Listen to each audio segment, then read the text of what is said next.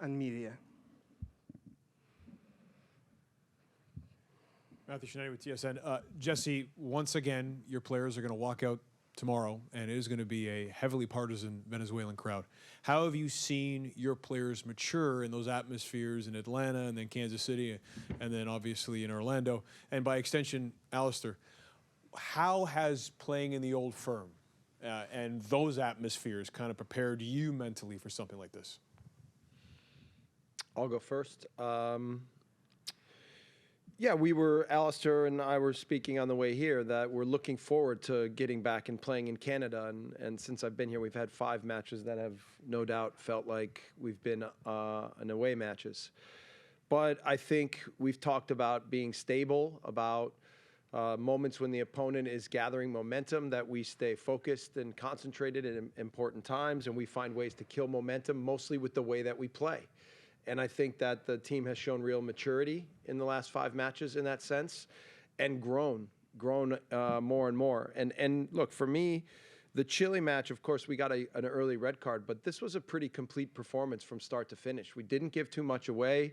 We created some great chances. Of course, we didn't get the goal that we wanted, but for me, in terms of tactically and the quality at which we played in the match, I think we've now started to show more and more what we think and what I think we can look like as we continue to move forward. And then I'll go to you.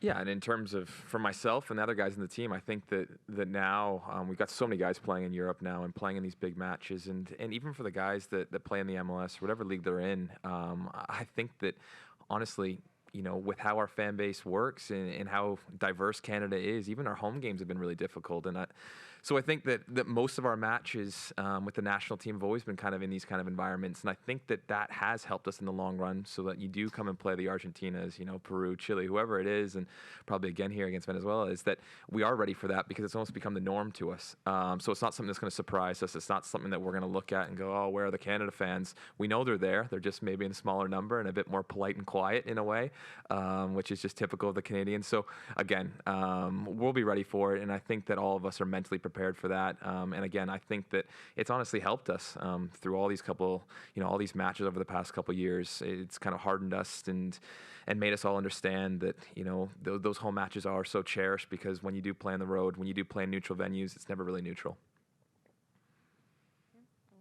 For the coach here, Maria Fernanda Alonso from Univision. Coach, it's not a coincidence that Canada is in the final phase. Maybe surprise for CONCACAF, Mexico and US didn't get it, but how do you feel with this, with the moment of Canada and also the moment of Venezuela that is a CONMEBOL like Cinderella too, as you?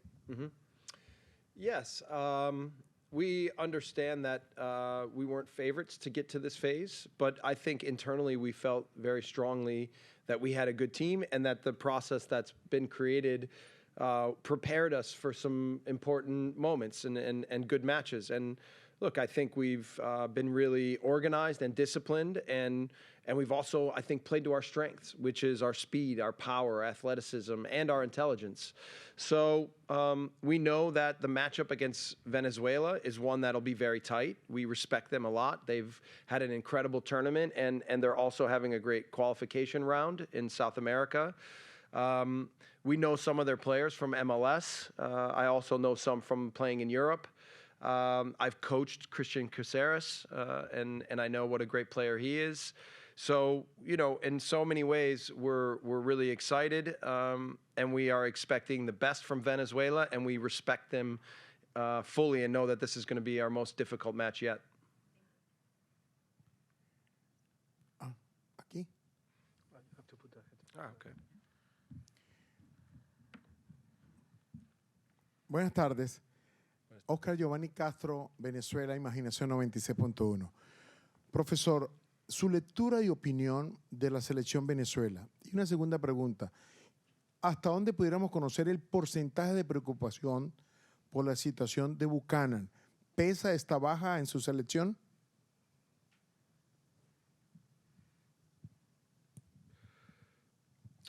Yeah, obviously the injury blow to Tajon Buchanan has had an effect on our group, and our hearts are with him, and we know what a good player he is. So obviously we will miss him on the pitch. But this group is really special, and their togetherness and their unity, and the way they support each other is different than anything I've ever seen. So over the last 48 hours, I've seen a group of players and really an entire team and supportive team come together in such a strong way. And I think this becomes now big motivation for us, not just that we're missing Tejan, but that we're playing for him, that our hearts are with him, that he's with us. And in all ways, I just see this team getting better and better and stronger. So again, we wish he was with us and we wish he was healthy, but he's going to be back at the hotel with us tonight, and he's going to continue to be part of the group, and we're going to use his power and his personality and his motivation to drive us to do something special for him, not just for the team and for the country, but also for him. Hi, Coach. Here is Belia Fernandez from Hispanic Sports Media. What is the most difficult thing that you have seen about Venezuela offense that could be a trouble for Canada defense? Thank you. Well, look, they first of all, they defend really well. They don't give much away. In the last 2 years, I think we researched that they give somewhere around a half a goal a game up to the opponent, so they're very stingy defensively. And then you have great players up front, like Rondon, Bello, Soteldo, Savarino. Their midfielders have all played in MLS with Martinez, Herrera, and Caceres. So we know they have real offensive power and athleticism. So the good part about that is our players, I think, are pretty well educated on who they are. But we've just tried to really be clear as to what the match plan is, what things they will try to achieve, and what things we think we can achieve on the day. But we know that, especially with the form that they're in right now, that containing that group will be very difficult. But we're excited for the challenge. Yep. Joshua Cloak, The Athletic. Jesse, what have you done in training this week to ensure you score more against Venezuela? It's a fair question, but actually the first thing I said when we started this week in preparation for Venezuela, that the defensive discipline and structure and organization and tactics are the key, especially in knockout phase. And like I've said many times, I know the goals will come, partly because of the quality that we have up the pitch, and partly because we can be explosive enough and we're close to having really good moments and being very dangerous. So I expect this to be a tight game. Both teams I think, have really good defenses and have been very organized against the ball. But we're going to try to still find our ways in possession to be dangerous and find ways to command the game in possession. And then in the final third to be a little bit more lethal and ruthless and find ways to score goals. So we know that that'll be important. Hola, pregunta en español. Jesse, Alistair, buenas tardes. Para Jesse quería preguntarte si han practicado penales pensando que es una posibilidad en el partido de mañana que termine en empate de los 90 minutos y pasar a esa etapa. Y también, ¿qué has trabajado con el equipo para quizás tener más oportunidades de gol para poder romper ese cero que no fue posible contra Chile jugando con un jugador más? Y preguntarle a Alistair, son el único equipo organizador del próximo Mundial que queda en competencia. Quizás para ustedes no era sorpresa, pero para el resto de Sudamérica quizás el nivel de calidad era una sorpresa para esta Copa. ¿Cómo están preparados para afrontar eso, sabiendo que ya no son una sorpresa y que ya los rivales los tienen más estudiados?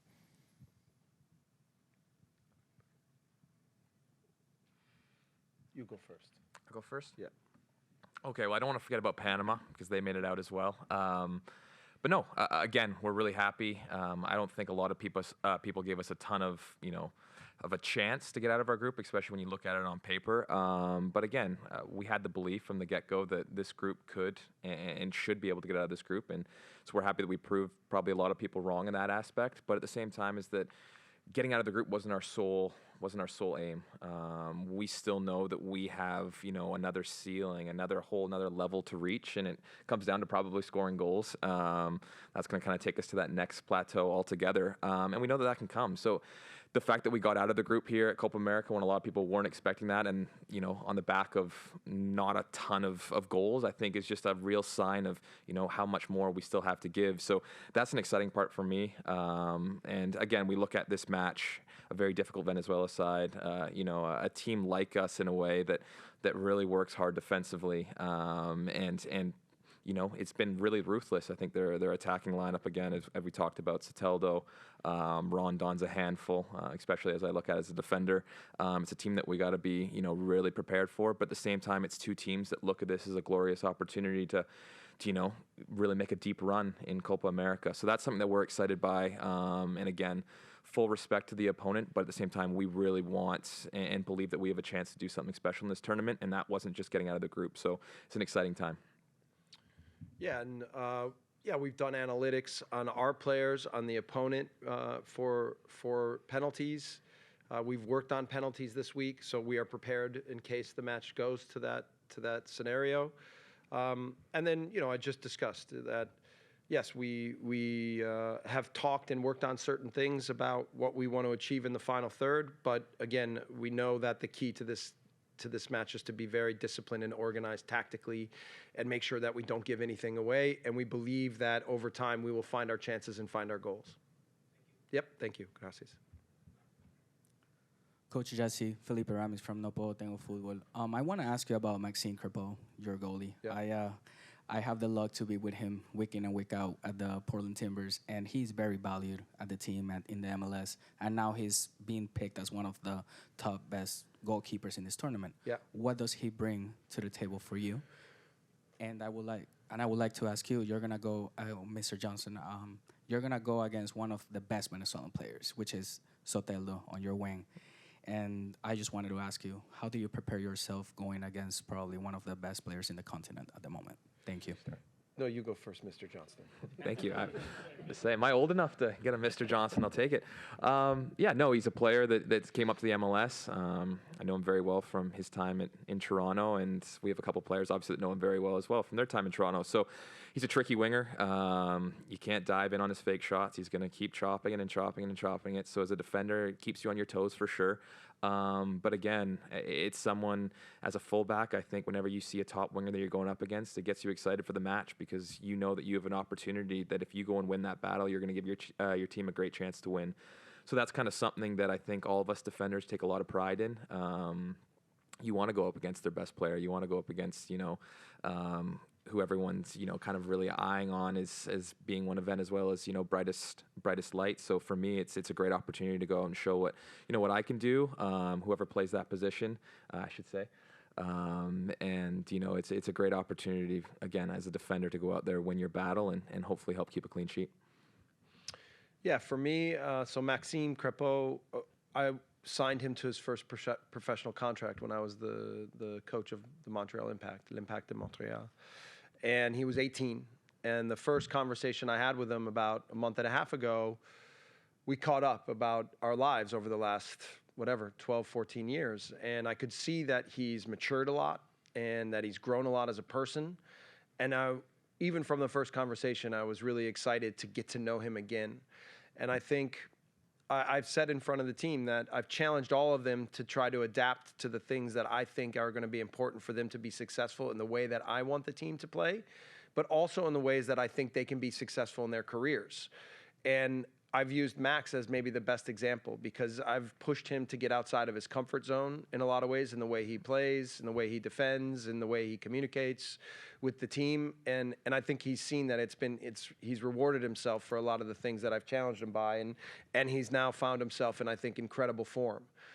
And for us, he's been incredibly important. We've played some really tough opponents in the last 5 matches, and I think that he's been one of our best players and been one of our most secure and mature players in the same time. So we know we will need him again tomorrow night, and he will be tested, but we're excited to have a goalkeeper like him in such great form. Good afternoon, Antonin Besner from RDS. I had also a question about Maxime, so maybe, Alistair, you can give your opinion on the way that Maxime has been playing this tournament. And then for Jesse after that, even though we're at the quarterfinal stage, are you still open to mix things up tactically to maybe bolster the offense, change some things, or you want to go with what worked so far? All right, I'll touch on Max as well. Yeah, no, especially as a defender, he just fills you with such confidence. There's just so many moments throughout this tournament where he's kept us in games or made just a massive save that can kill a game, for example, like the one at Chile. That's the one that really springs to mind. A ball got hung up, and I'm a fullback and thinking that's my worst nightmare, a ball getting hung up in the 90th minute. I'm flat-footed, and I know that I've got two guys around me who are going to be, licking their chops to dunk that one on me, and he comes out, one hand grabs it, and just calmly falls on it. And it's things like that where so many keepers would have just backpedaled onto their line and said, it's not my problem. Max is in such good form and such a good, just technical keeper that he got his lines right, he got his angles right, knew that he could go out and get it, and made a massive play that, to a lot of people watching that game, it wouldn't have felt like anything that special. But for us as defenders, we really appreciate that, because that's the kind of plays that make the difference between winning and losing games. So, yeah, he's been massive for us, and hopefully it continues long into this tournament, because when you have a good goalkeeper, anything's possible. Yeah, tactically, we've already played several different formations, and we've had some flexibility. And I know they're comfortable with playing 3 or 5 in the back from the past, so we've gone to that at different moments if we felt it's necessary. But for me, it's more about the concepts and principles and behaviors that we put into the tactics that I'm really challenging them to push their understanding and limits on. And I think that they've done that in a really good way, which then the better they get at understanding how all of the behaviors fit into the tactics, then the more we can have fun with manipulating the tactics at different times to look at opponents and what they present and try to tilt things in our favor tactically. So for this match, I think there will be some combination of some things that we've done over this tournament and in the 5 games we've been together, but there will be some things I think that we will notice about Venezuela where we think we can gain advantages, and we'll try to play the game in certain areas of the pitch, and we'll try to make sure that we can find matchups that we like so that we can tilt the game in our favor. So that's always the goal, and because this team is also intelligent, it's allowed me to build in flexibility with the way we've done things. Esteban Rojas from the international news agency France Press, AFP. I have a question for Jesse Marsch. Okay. When you was coach of New York Red Bulls, the team signed Christian Cáceres. At the time, a very young player, almost a teenager. What do you see at that time in Christian Cáceres Jr.? And what do you think about his evolution? He grew incredibly in the MLS, and now he's in Europe, in France. Yeah, so our idea when we brought Christian was we knew that Tyler Adams was going to be moving on, and our idea was kind of to bring Christian Cáceres in to be almost like a Tyler Adams replacement. And they're not exactly the same players, but they have similar qualities. I watched the team a lot after I left and went to Europe, and I watched Christian's development, and certainly when he made the move to Europe and now when he's at Toulouse. I'm really happy for him. I'm really proud of him. I'm really excited about the player he's become. I'm excited to see him tomorrow, to say hello. He's a really real gentleman and a real good footballer.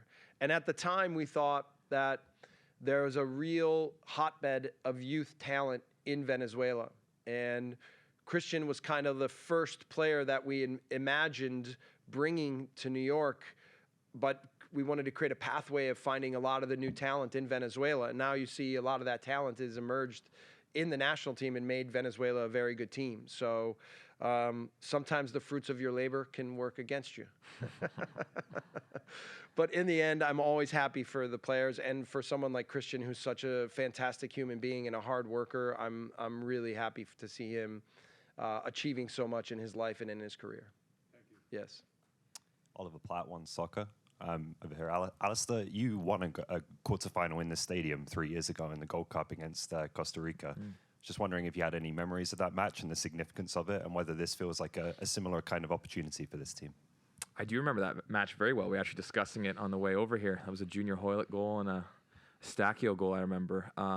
We got obviously really fond memories of that. And again, I think that was almost kind of a a coming out to the world kind of party that match was for us a little bit. Not a lot of people, again, gave us a chance against Costa Rica in that Gold Cup quarterfinals. And even then, with kind of a depleted roster, we were missing a couple of the big name guys. We came out there and we showed that we do truly belong. And I think that kind of, surprised some people within CONCACAF, but I think it was also a sign of things to come in that World Cup qualification campaign that followed, and obviously, qualifying for that. So, we got fond memories of that match. It was another quarterfinal here, so hopefully we can recreate that magic. I'd love another 2-0 win. I don't think anyone would complain about that. So, I think we're going to be in the all-white as well. So, a lot of kind of flashbacks to that. So, I would love another Eustachio goal, and unfortunately no Junior after his injury, but hopefully someone else can step up to the plate.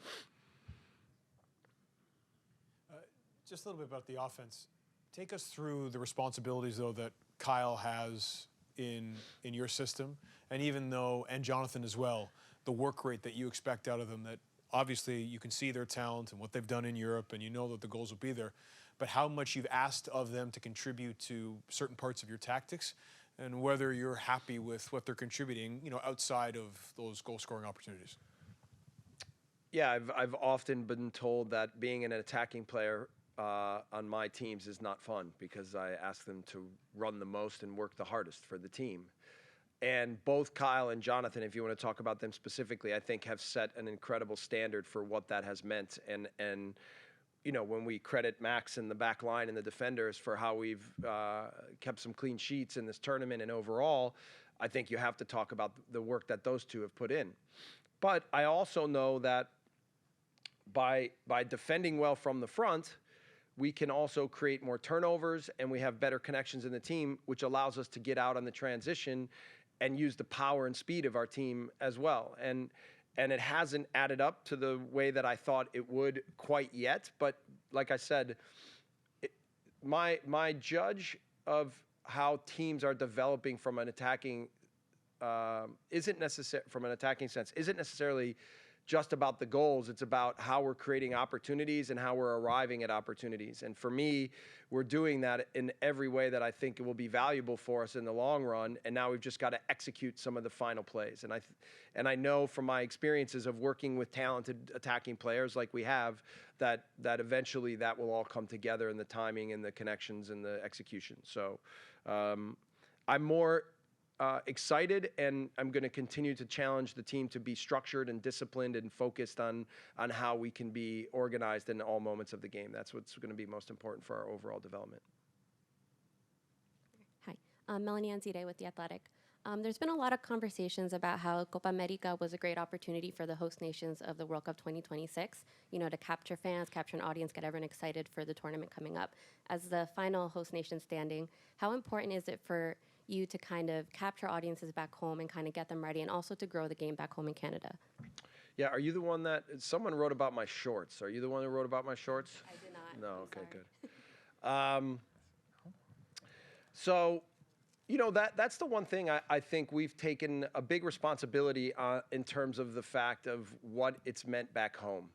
And I think there's a lot of people excited about how the team's performing back home, but we also want to electrify the country, right? So I think the goal scoring topic is a little bit, that's where it comes in a little bit. Like, we want to give the country more moments where they can really celebrate with the team.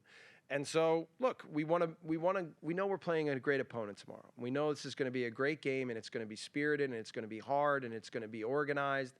But, we want to try to create more moments that we can hang our hat on as we move forward and say, this is who we are, this is where the team's going, and we want the country behind us. So we're gonna try to put a performance together tomorrow that kind of, helps everybody understand where this team is moving. Good afternoon. Alejandro Villegas from Sports Venezuela for both of you. You've played 3 South American teams, Argentina, Chile, and Peru, and now facing Venezuela. What do you think from those 3 opponents that you faced before, what do you think this Venezuela team has from each one of them, and what worries you the most for tomorrow's match? I guess I can answer that. Each country has its own identity, okay? But certainly when you talk about South American countries and what qualification is like down there, and watching those matches from afar, there's no love lost in terms of what the fight is on the pitch. And I think Venezuela understands that as well. And they set the standard often in that sense. So from the physicality to setting the tone of what the match will be like, to handling duels, to handling set pieces, to 50-50 moments, these games are strong, right? And the mentality to perform in them has to be strong. And when we first got together from Copa America, when we went from a European sort of based camp to playing against European style opponents, then coming to playing South American opponents, I tried to make it very clear that we have to understand that we can't be naive, and that the football that we played in Europe is going to have to be different than the football we've played here. And to be fair, the team has adapted well, and I think managed what the physicality of the matches is, but then still tried to stay true to the way that we want to play and stay true to what the identity that we're building. That will be key for tomorrow with Venezuela. We respect them. They have an incredibly balanced team. I think they're strong at every position. They have clarity in the way they play. They fight for each other, the mentality they have to do whatever it takes. It's one of the greatest moments in their football history, as it is for ours. And you're going to see two teams that I think are going to put everything into the match to do whatever it takes to emerge and make their country proud. Yeah, just to add to that was a solid answer, I'll tell you what. Okay. What is there to add? What I kind of think when I look at them compared to the other teams that we've played is, again, yeah, exactly that. Similar identity in terms of the amount of running, the amount of fighting, and just strength in unity of all of those teams, I think is very clear as well in Venezuela. I think what maybe, is a little bit of a difference, especially when I'm looking at it as a defender, is just having Rondon up front and then having Big Yonder coming off the bench as well. I know him well from my time in Nashville. There really is a focal point in terms of someone, whenever they're in danger, you always have an out ball and a threat. I mean, just looking at, Rondon throughout this entire group stage, he can be a one-man attack on his own, picking up second balls on himself, flicking onto himself, hitting volleys from no angle. He's a handful, and you need to be ready for that. And then again, if he comes off and they bring on Cadiz, he's another handful on set pieces, balls in the air. You can't let him have a free run at anything, and especially when you have wingers who have the quality of service that they have at Venezuela. It's something that you need to be really, really wary of. So that's kind of what I see in terms of the similarities of the other teams, but also differences is this, I think, up front, just having, a true big number 9 who can be a one-man attack all rolled into one is what sets them apart. Okay, thank you. See you tomorrow. Gracias. Thank you guys.